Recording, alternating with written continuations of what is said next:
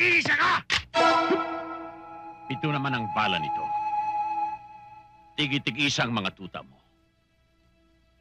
4 na bala magsisiksikan sa noo mo.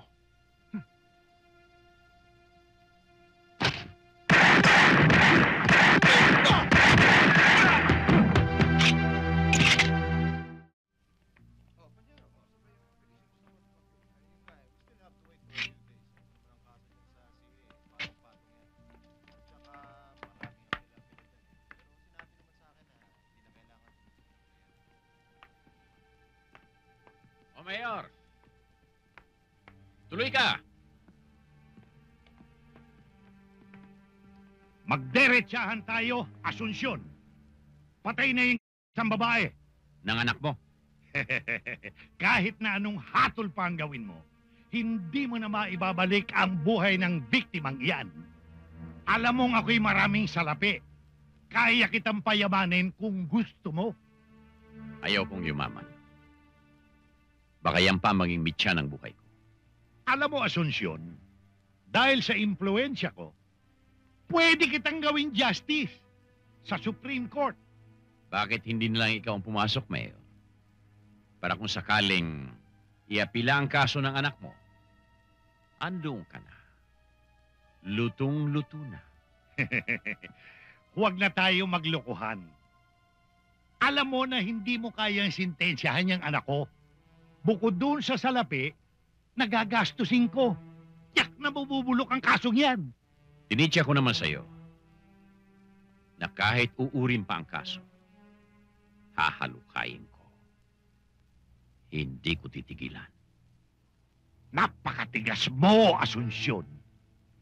Nakakalimutan mo na ikaw ay nakatungtong dito sa lupa ng Laguna. Kabitenyo ito. Kabayan ni Aguinaldo. Hindi titindig ang balahibo ko sa inyo.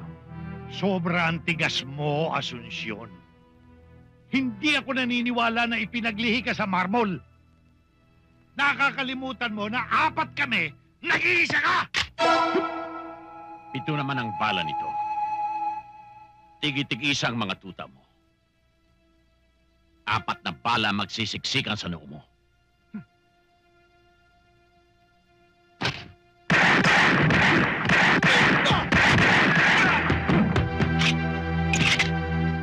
Oh, panyo lang ito. Masyadong mainit dito sa opisina mo. Tara mga bata, magpalamig tayo. Kumain tayo ng halo-halo. Dapat.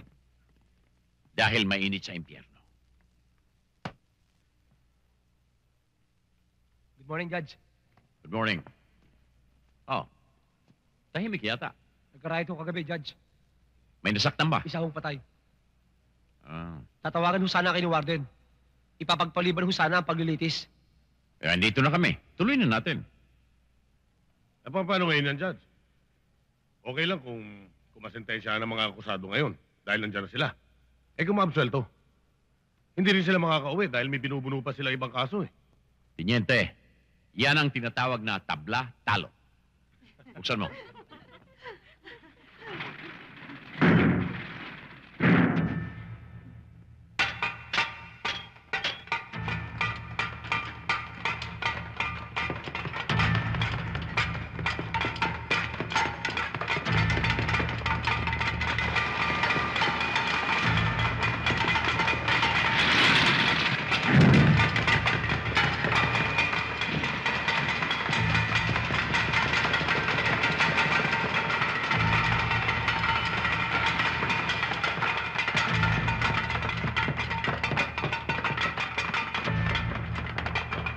Asunsyon, patay na ang sinintensyahan mo.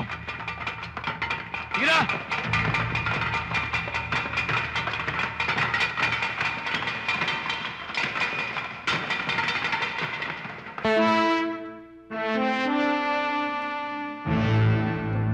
Relax ka lang.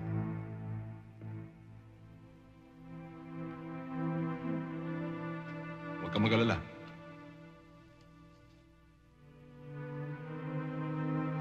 Basahin ang hatol.